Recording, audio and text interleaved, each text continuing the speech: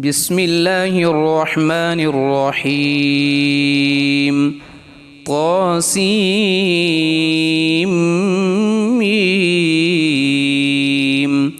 تلك آيات الكتاب المبين نتلو عليك من نبأ موسى وفرعون بالحق لقوم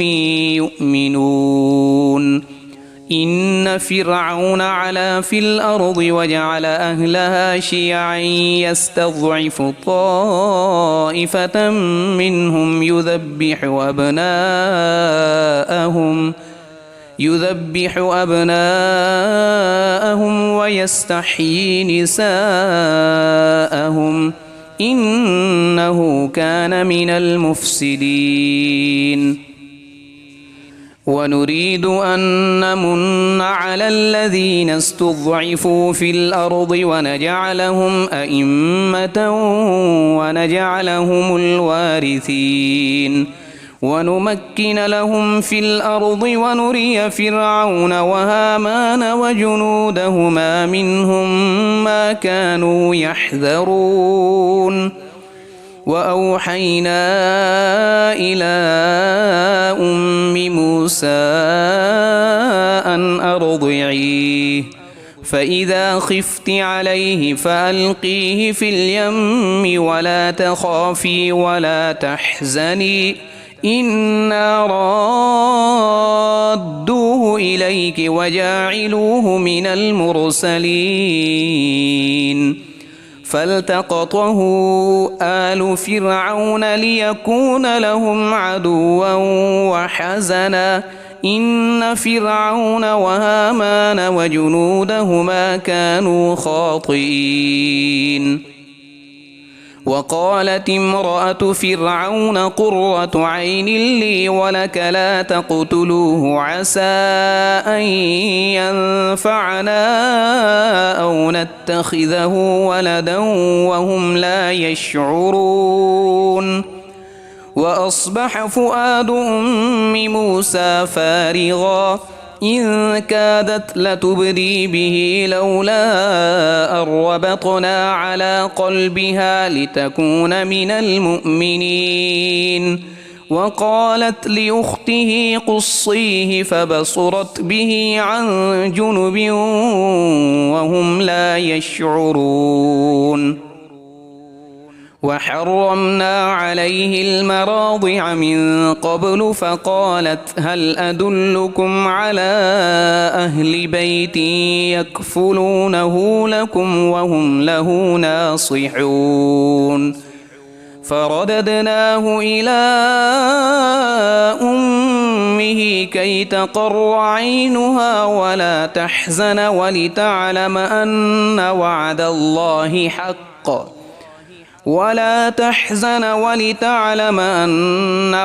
الله حق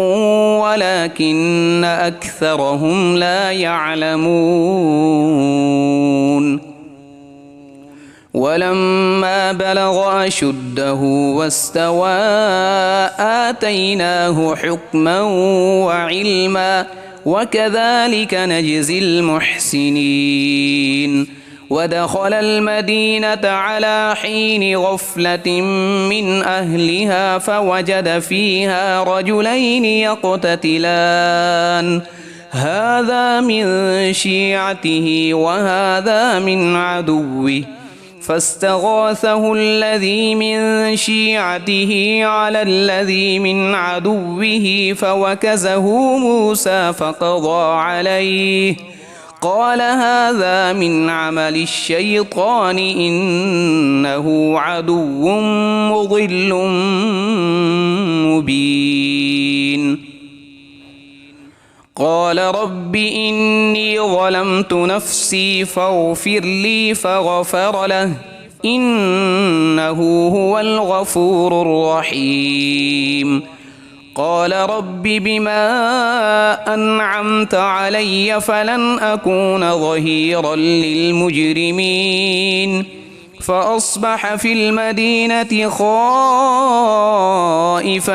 يترقب فإذا الذي استنصره بالأمس يستصرخه قال له موسى إنك لغوي مبين فلما أن أراد أن يبطش بالذي هو عدو لهما قال يا موسى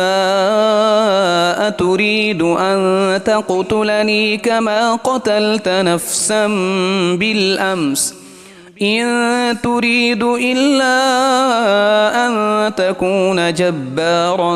في الأرض وما تريد أن تكون من المصلحين وجاء رجل من أقصى المدينة يسعى قال يا موسى إن الملأ يأتمرون بك ليقتلوك فاخرج إني لك من الناصحين فخرج منها خائفا يترقب قال رب نجني من القوم الظالمين ولما توجه تلقاء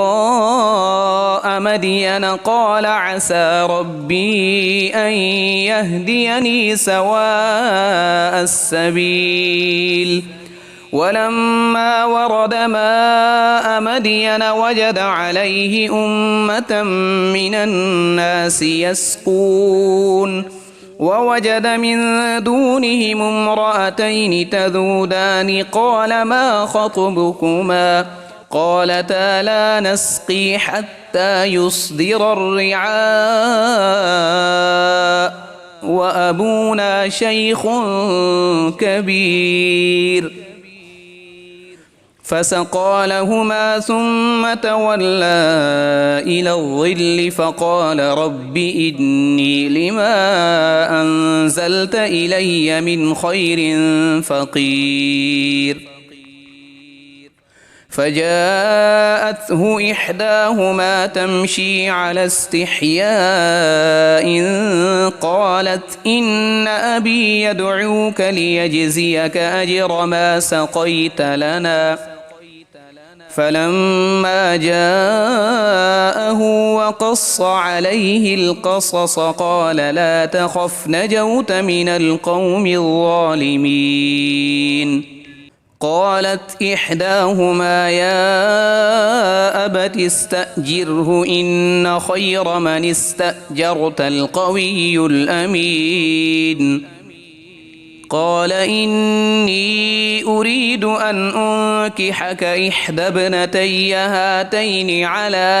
أن تأجرني 8 حجج فإن أتممت 10 فمن عندك وما أريد أن أشق عليك ستجدني إن شاء الله من الصالحين قال ذلك بيني وبينك أيما الأجلين قضيت فلا عدوان علي والله على ما نقول وكيل فلما قضى موسى الأجل وسار بأهله آنس من جانب الطور نارا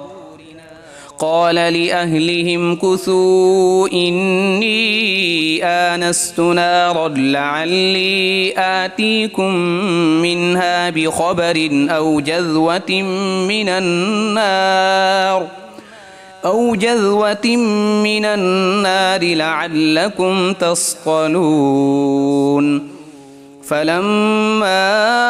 أتاها نودي من شاطئ الوادي الأيمن في البقعة المباركة من الشجرة أن يا موسى إني أنا الله رب العالمين وأن ألق عصاك فلما رآها تهتز كأنها جان ولا مدبرا ولم يعقب يا موسى أقبل ولا تخف إنك من الآمنين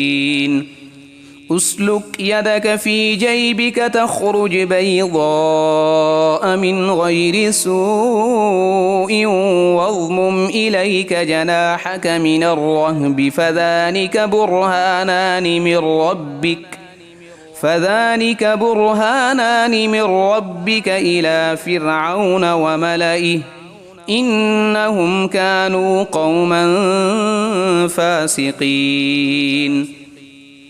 قال رب إني قتلت منهم نفسا فأخاف أن يقتلون وأخي هارون هو أفصح مني لسانا فأرسله معي يرد أن يصدقني إني أخاف أن يكذبون قال سنشد عضدك بأخيك ونجعل لكما سلطانا فلا يصلون إليكما بآياتنا أنتما ومن اتبعكما الغالبون فلما جاءهم موسى بآياتنا بينات قالوا ما هذا إلا سحر مفترى وما سمعنا بهذا في آبائنا الأولين وقال موسى ربي أعلم بمن جاء بالهدى من عنده ومن تكون له عاقبة الدار إنه لا يفلح الظالمون وقال فرعون يا أيها الملأ ما علمت لكم من إله غيري فأوقد لي يا هامان على الطين فاجعل لي صرحا لعلي أطلع إلى إله موسى وإني لأظنه من الكاذبين واستكبر هو وجنوده في الأرض بغير الحق وظنوا أنهم إلينا لا يرجعون فأخذناه وجنوده فنبذناهم في اليم فانظر كيف كان عاقبة الظالمين وجعلناهم أئمة يدعون إلى النار ويوم القيامة لا ينصرون وأتبعناهم في هذه الدنيا لعنة ويوم القيامة هم من المقبوحين ولقد آتينا موسى الكتاب من بعد ما أهلكنا القرون الأولى بصائر للناس وهدى ورحمة لعلهم يتذكرون وما كنت بجانب الغربي إذ قضينا إلى موسى الأمر وما كنت من الشاهدين ولكننا أنشأنا قرونا فتطاول عليهم العمر وما كنت ثاويا في أهل مدين تتلو عليهم آياتنا ولكننا كنا مرسلين وما كنت بجانب الطور إذ نادينا ولكن رحمة من ربك لتنذر قوما ما أتاهم من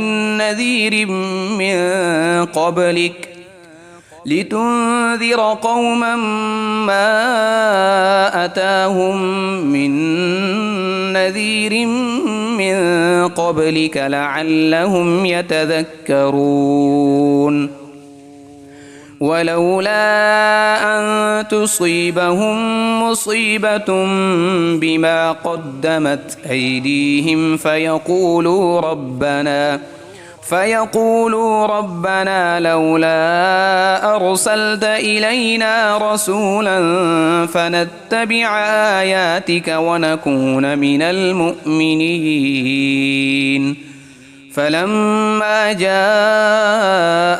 الحق من عندنا قالوا لولا أوتي مثل ما أوتي موسى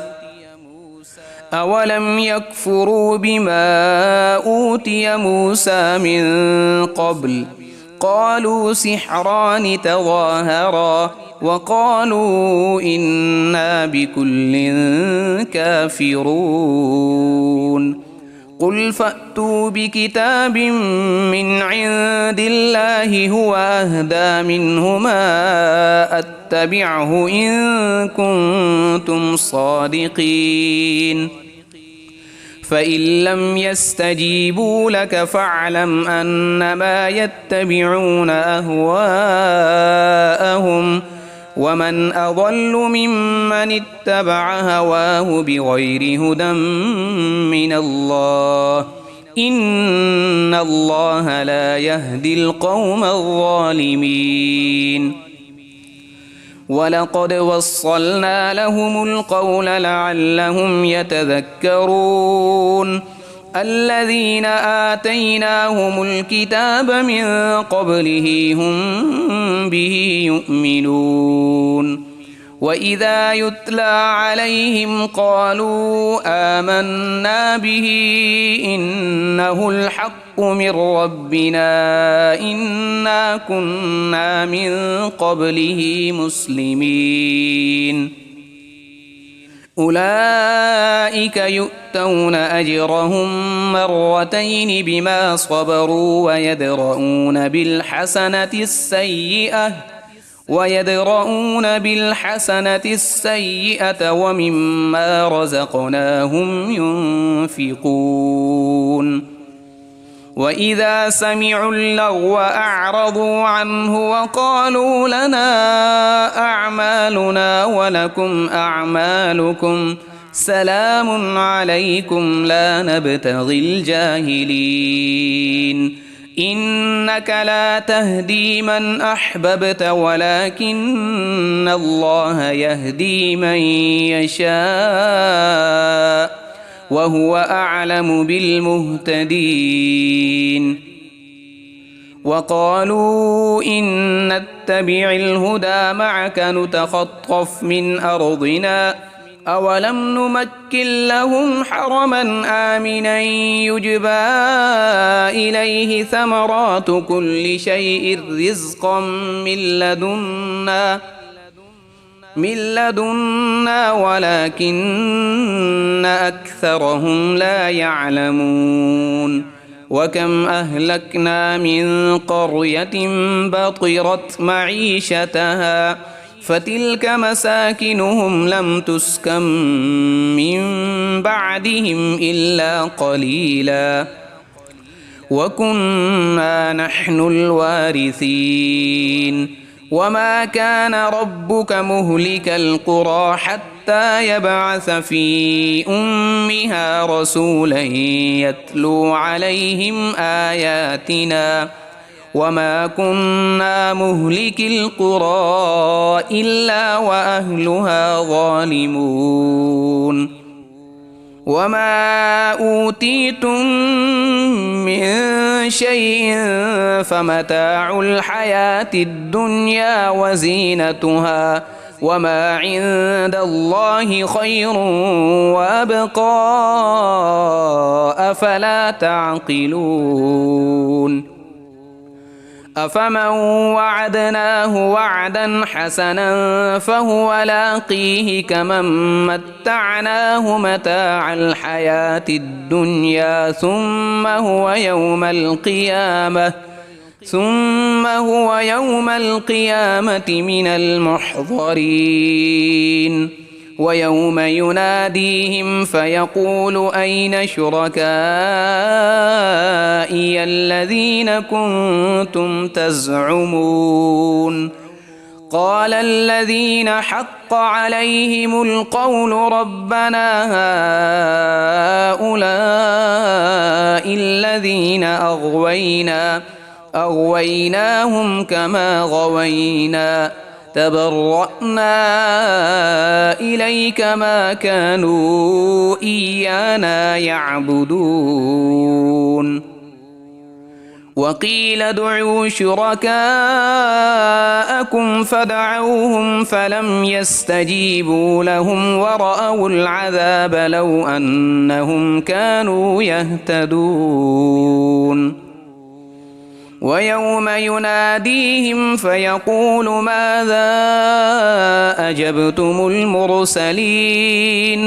فعميت عليهم الأنباء يومئذ فهم لا يتساءلون فأما من تاب وآمن وعمل صالحا فعسى أن يكون من المفلحين وربك يخلق ما يشاء ويختار ما كان لهم الخيرة سبحان الله وتعالى عما يشركون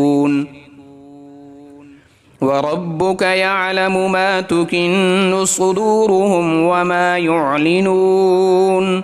وهو الله لا إله إلا هو له الحمد في الأولى والآخرة وله الحكم وإليه ترجعون قل أرأيتم إن جعل الله عليكم الليل سرمدا إلى يوم القيامة من إله غير الله يأتيكم بضياء أفلا تسمعون قل أرأيتم إن جعل الله عليكم النهار سرمدا إلى يوم القيامة من إله غير الله يأتيكم بليل تسكنون فيه أفلا تبصرون ومن رحمته جعل لكم الليل والنهار لتسكنوا فيه ولتبتغوا من فضله ولعلكم تشكرون ويوم يناديهم فيقول أين شركائي الذين كنتم تزعمون ونزعنا من كل أمة شهيدا فقلنا هاتوا برهانكم فعلموا أن الحق لله وضل عنهم ما كانوا يفترون إن قارون كان من قوم موسى فبغى عليهم وآتيناه من الكنوز ما إن مفاتحه لتنوء بالعصبة أولي القوة إذ قال له قومه لا تفرح إن الله لا يحب الفرحين وابتغ فيما آتاك الله الدار الآخرة ولا تنس نصيبك من الدنيا وأحسن كما أحسن الله إليك ولا تبغ الفساد في الأرض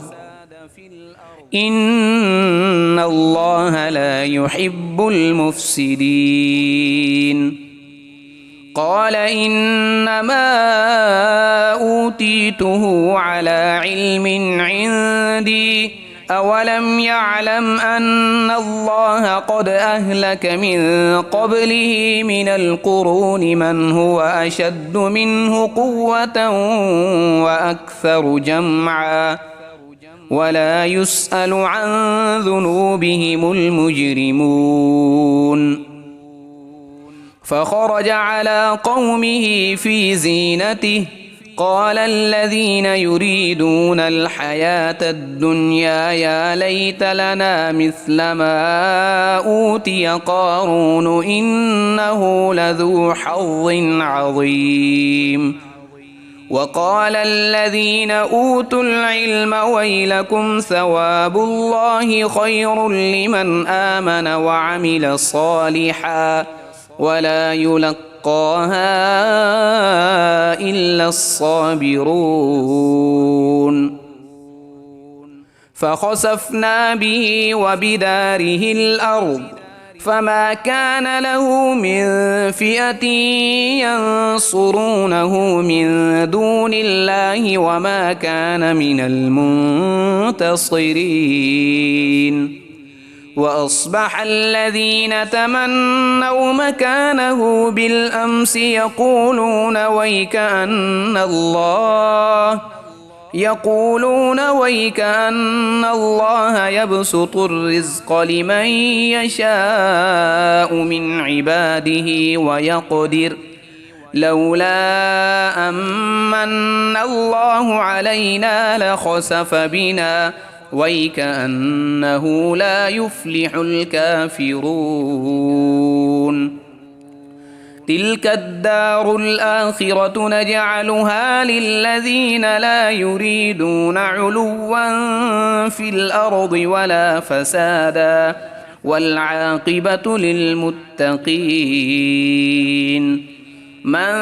جاء بالحسنة فله خير منها ومن جاء بالسيئة فلا يجزى الذين عملوا السيئات إلا ما كانوا يعملون إن الذي فرض عليك القرآن لرادك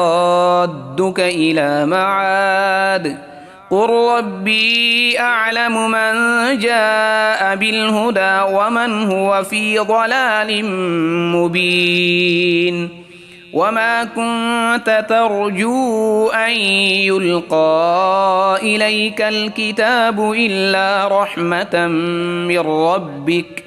فلا تكونن ظهيرا للكافرين ولا يصدنك عن آيات الله بعد إذ أنزلت إليك وادع إلى ربك ولا تكونن من المشركين ولا تدع مع الله إلها آخر لا إله إلا هو كل شيء هالك إلا وجهه له الحكم وإليه ترجعون